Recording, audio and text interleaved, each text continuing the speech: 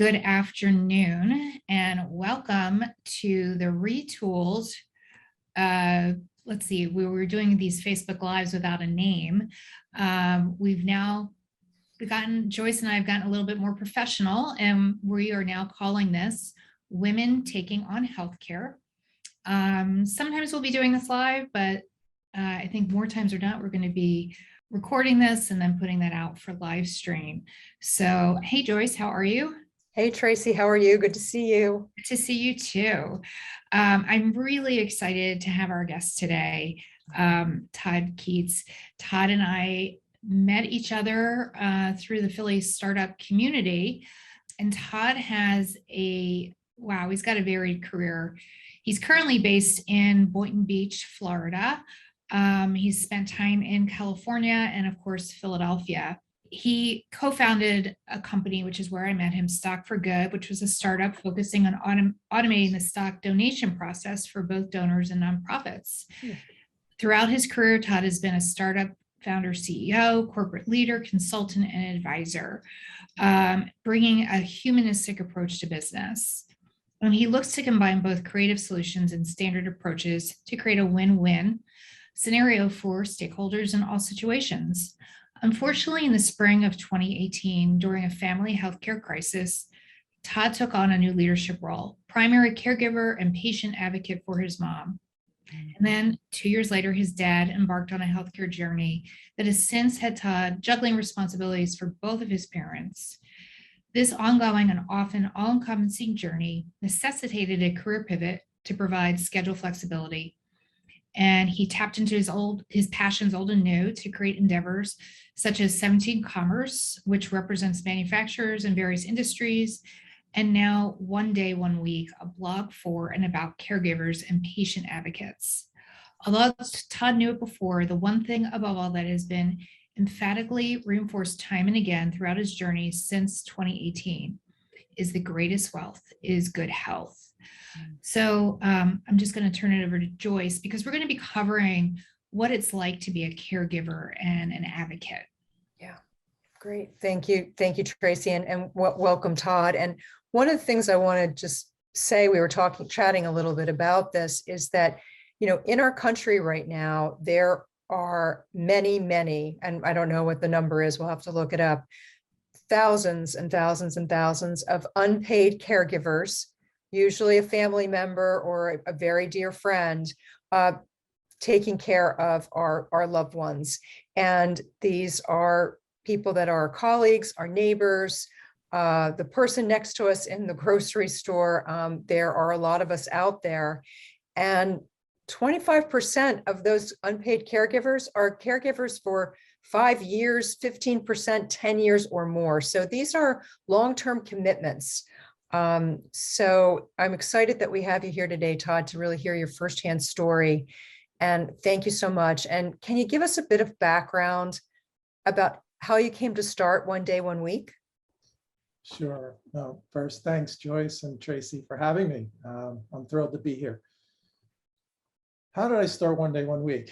I've always been a writer. I've always expressed my life experiences through that medium, and going through what I had gone through since 2018, just a little bit of background. So I had been living in Philadelphia after California for many years, but I went back out to California with the intention of pushing Stock for Good ahead. And then my mom got sick. So everything happened and I was here and I couldn't leave. She ended up in the hospital 17 times in 22 months. Wow. So every time I thought, okay, maybe I could get back to something, I was here. And then my dad. So fast forward to a year ago, almost a year ago, I just felt there was so much inside of me that I had to get out. I didn't realize it was going to be a cathartic journey for me, in part just expressing what I had been through, but I knew there was a lot of wisdom that I could share that other people could gain from. I had seen so much at that point in the 3+ years, and that's what led to it. One day I said, I'm going to do it. That's awesome. I think it's so important to share that wisdom, because that firsthand knowledge, there's just nothing like it, to be able to share that with others who are going through it, and for people to know that they're not alone. And that, because I write a blog that's kind of similarly inspired, but also so they didn't have to, I at least I don't know if this is true for you, but for me, it was, I don't want them to have to make the same mistakes I made. Yeah, I agree. In sharing that wisdom, I saw so many things. I saw, like everything in life, I look at everything as a continuum. So there's not an absolute on either end. Yeah. There's on the pro side and the con side. And how do you work with each of those? And I had a healthcare background. I had worked in healthcare for a long time. So I knew it from the outside, and having consulted with medical device companies, pharmaceutical companies, hospitals, et cetera, I had known it from that, and I understood. But you really, as you know, you don't understand until you're really in the trenches. Right. And I just felt, like you said, I could help people by putting information out there. That's awesome. So Todd, let's talk about, because if you look at One Day, One Week, you're talking about patient advocate versus caregiver. And I was hoping that you could give sort of a definition of both, of what those are, so our audience has a better idea. Sure. So how I see it as differing, they can, number one, they can be one and the same person. I'm an example of that. I see the caregiver as somebody who's more hands-on, who's taking care of the ADLs, and, the activities of daily living. Those who are helping around the house, doing laundry, cooking, cleaning, etc. More of the hands-on. The patient advocacy part of it, I see as it could be the scheduling, the coordination of appointments, being the advocate, being the voice that's not going to just hear one opinion from a doctor and say, okay, that's great, and now we know where we're going. It's, wait a second, I have some questions here. You did some research and I want to learn this. Or I talk to other people, and it's trying to build those relationships with those physicians, those healthcare providers, to get what is needed for your loved one, or if it happens to be somebody if you were hired to take care of. Thanks for making that distinction, because I think it's important. They get mixed up and used interchangeably sometimes. And did you find that you, when you began in this role for your mom, did you first identify as a caregiver and then over time become the advocate, or vice versa? Or can you share a little bit about that journey? Yeah, that's really interesting. It sort of happened at the same time, but I'd say early on, it was much heavier on the patient advocacy side, because there was an initial urgency to get the right care, to get who are we seeing, what doctors, what second opinions are we getting, what do we have to do to get it done? I see that all as the advocacy side. The caregiving side was very important and was there, but it sort of was on the side of it. I didn't feel that as much as, okay, we got to make sure she's getting the right care. Yeah. Right. So you're now in the thick of it. If you could go back to 2017, and I think where you're coming from is parents who are older, which is probably a lot of more people than not at this point. Joyce covers just in general, no matter what age you are, but I'd like to talk to you specifically for those of our audience who are looking at elderly parents. If you could change something in 2017, is there anything you would have done to prepare for this role? That's a great question. I don't know if anybody can prepare. I don't know how it would, because you don't know until you're in it. Right. What exactly it entails and how all encompassing it can be. And that's and let me step back for a second. When we quote caregiver numbers, and I think the AARP quoted there's over 50 million caregivers in the US. Right. And that is, now they're defining that it could be a very small percentage of the time. Somebody could identify as a caregiver if they're helping out once a week for an Right. hour. So we have to qualify that. Right. But preparing for it, I really don't know what you could do. It's an interesting question. So let me, I'll dig in a little bit. So I know mentally you're never going to be able to prepare for this, but are there, is there documentation you can put in place? Any tools, technologies, conversations that you could potentially have? Yeah, that's a great distinction. And yes, the answer is yes. And these are often challenging topics, Right. especially within families. Talking to your parents about advanced directives. And, do you have a living will? Do you have a health, who's your healthcare surrogate? Do you have a DNR? There are all these topics that are, they're really unbelievably important to bring up. I have learned that most families do not do that. Right. It just doesn't happen for various reasons. They're either the children are afraid, they don't want to overstep their boundary, they're scared of the reaction of the parents, or the parents push them away because they're in denial that this could happen. And it's hard because when people are okay and you're feeling okay, they don't want to focus on that. They want to just keep living life. Yeah. And so that's one aspect for sure. And then the financial aspect as well.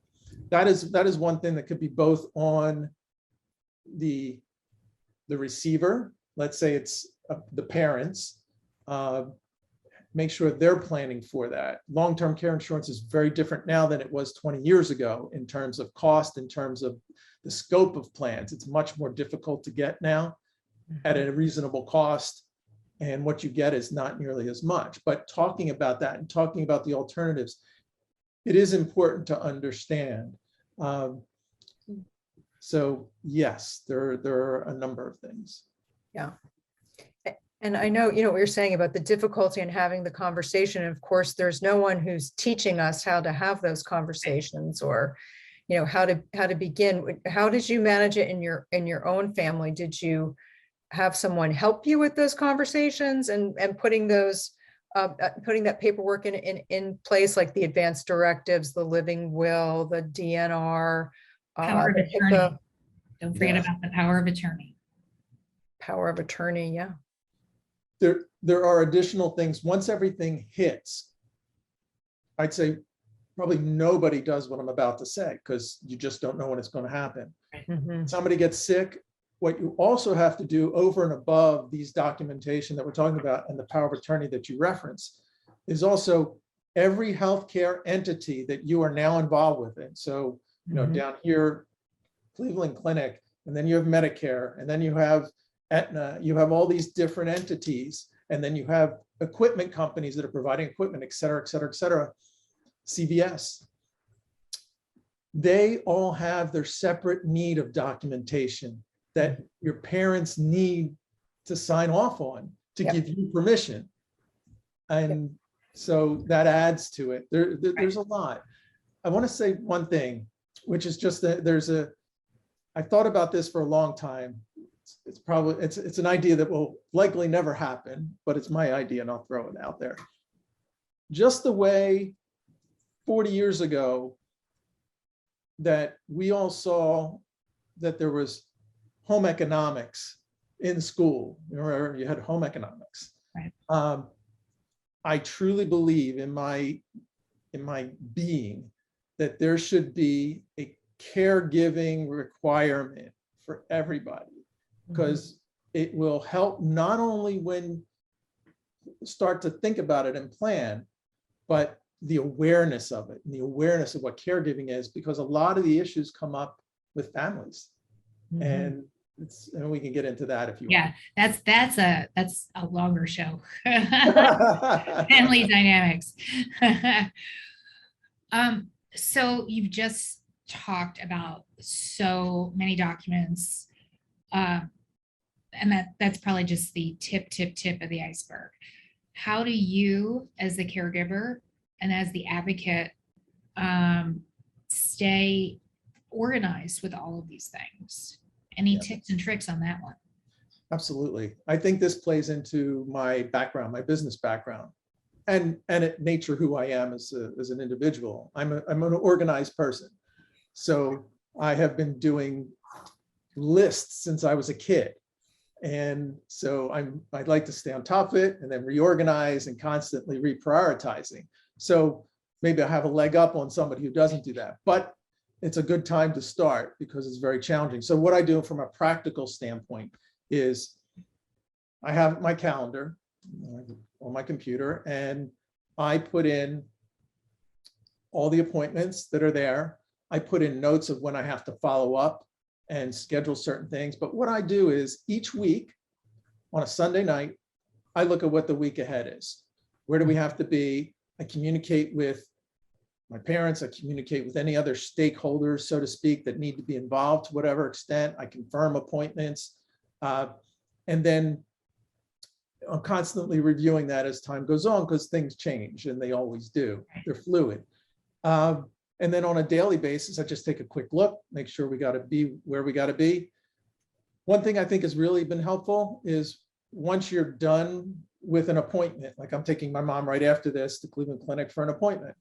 Once we're done, there's going to be follow-up instructions. I will immediately get on top of those, whether it's picking up a prescription or whether it's scheduling a follow-up appointment, scheduling follow-up labs. I immediately do it because what happens is you don't, it just starts adding up and you forget what's there. And I can't stress enough the importance of direct and clear communication with all the stakeholders. It's just so important because you're setting expectations and it makes your life easier. So can you say who you mean by some of those stakeholders, Todd? Like who's that for you? Yeah, sure. So with my situation, depending upon what's going on, it could be, I will double check, just confirm with the healthcare provider, just making sure this is what is expected. It could be a family member. It could be my siblings. They're going to be on a video call. When I take my dad somewhere, we've been doing video calls with my mom because at times she's been a fall risk. So we want to make sure. So we've been doing video calls. So communicating there, communicating with a neighbor. So I've been traveling recently in between all of this and just letting certain people know I'm going to be away and having emergency contacts. So it's anybody. Right. A lot of organization, seriously. So we were discussing this a little bit before we got on. There's government action out there. Are there any bills, whether they're federal or state, that you know of that are there to help, these at-home family caregivers?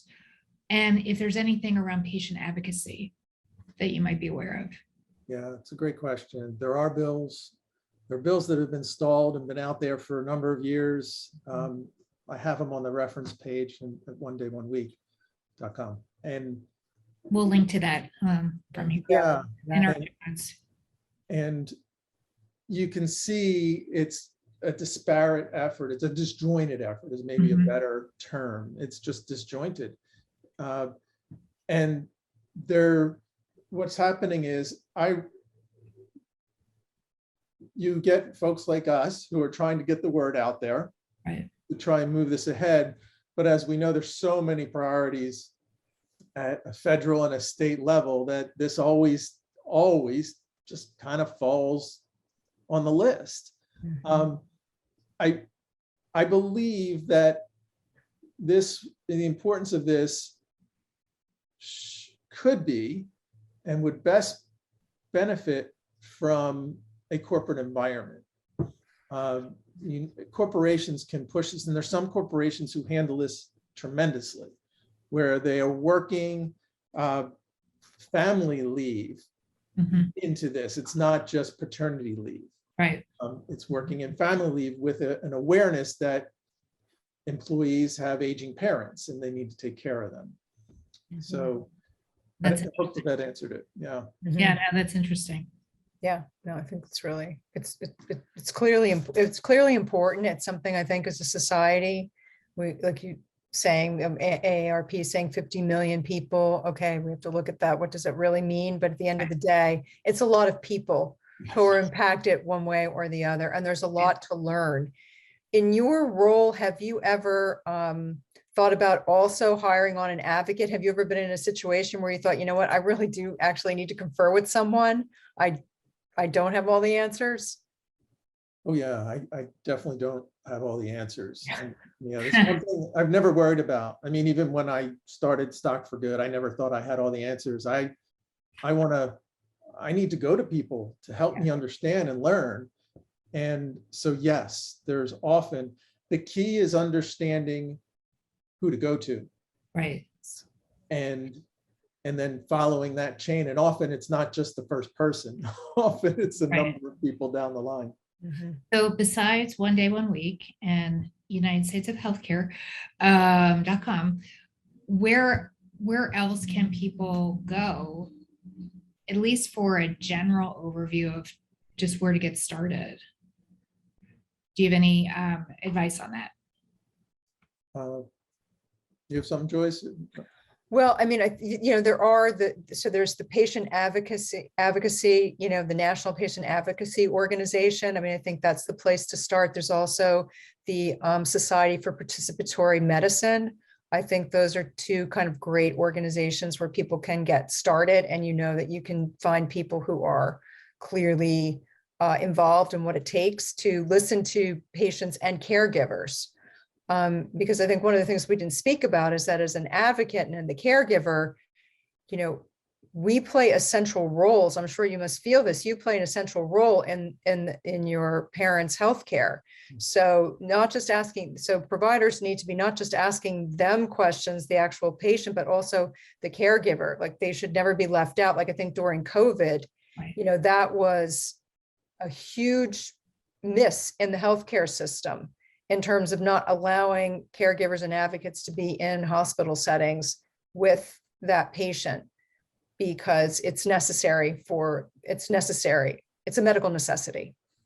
No doubt. I'm going to follow up on that by saying I've seen it firsthand countless times, where if I was not there,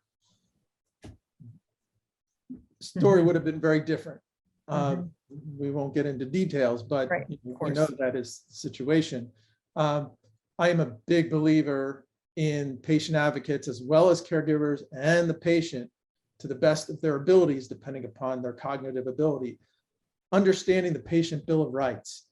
So the AHA has the patient bill of rights. It's a basic one, and each healthcare organization typically has their own as well.